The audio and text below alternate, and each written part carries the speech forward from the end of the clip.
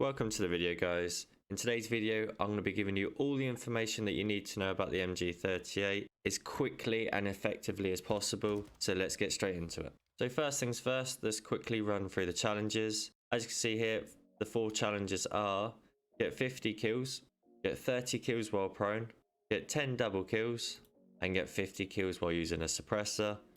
And then as always, the gold challenge is get 3 kills without dying 10 times. So first things you're going to want to do is level up the gun.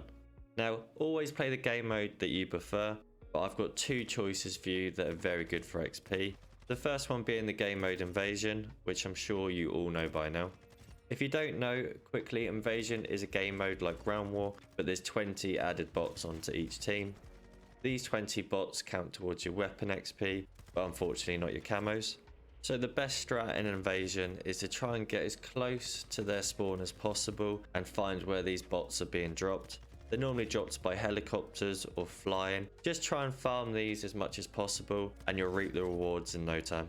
The second game mode I'm going to recommend is Kill Confirmed. The reason I'm recommending this is because when you drop the tags when you die, if you collect these, you actually gain weapon XP each time. So a really good idea is not only to get all your kills like you normally would, but run around collecting these tags for that bonus XP. Now there isn't a best guaranteed strat here, it's down to your personal preference. Invasion is a lot more relaxed, whereas Kill Confirmed is a lot more fast paced, but you do sometimes fight against skill based matchmaking. So again, always pick which you prefer because enjoyment is more important than speed.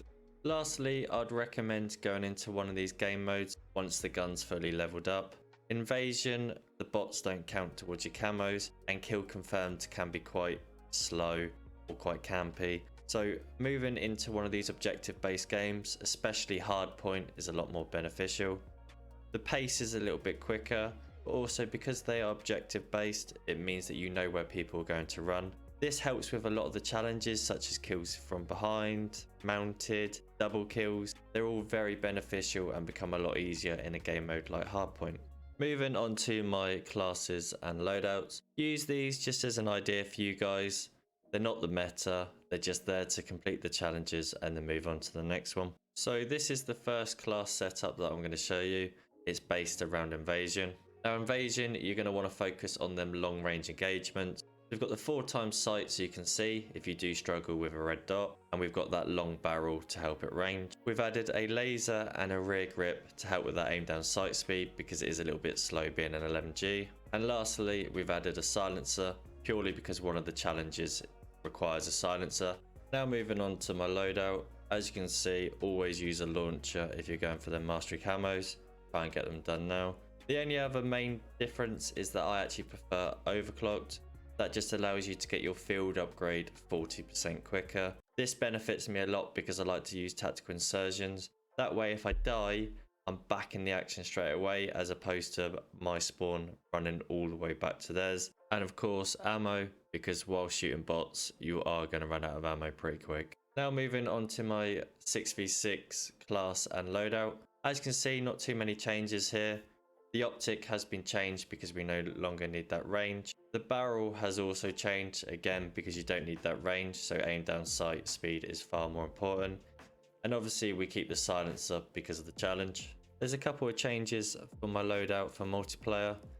I've took out spotter and added cold-blooded just so I can stay away from VTOLs and chopper gunners. I've got ghost here, but I switch between ghost and overclocked. Ghost doesn't really work at the moment, so overclocked is probably the better option. Another option you could use is quick fix. With the gameplay being a lot faster paced, it will allow you to get them double kills a lot quicker. And lastly, build upgrade dead silence is a must. This is perfect for just running around without people knowing where you are. It makes getting them 2-3 kills for the challenges so much easier. The last thing I want to talk about is the challenges themselves. Now get 50 kills and 50 silence kills is going to be nice and easy. That's just a case of playing the game, getting the kills that's required. This is also the case for double kills. If you get yourself nice and close to the hard point, you'll see people running about. It will just take a little bit of time, but 10 double kills will be completed nice and easy. The last of the basic challenge that I want to talk about is prone kills. Now there's 2 options here. You can either lay down and watch lanes, watch the middle of the map, or lay and spawn. But the other option is to drop shot. Now, if you're familiar with the drop shot, this can be quite fun, especially with the dolphin dive in this game mode. I spent most of my time dolphin diving around every corner, purely because it was highly amusing for myself, but also my teammates found it pretty funny at the same time. The advice that I'd give with the gold challenge is purely just to play your normal game, get yourself to them 2 kills, and then play the 3rd kill slower. Don't worry what anyone else thinks, just play your natural game. If it's slower than other people's and people call you a camper, who cares, you're camo grinding at the end of the day. That concludes this video, guys. If you have enjoyed it, don't forget to hit a like, and if you want to see future videos like this, then make sure you smash that sub button, and I'll see you in the next one.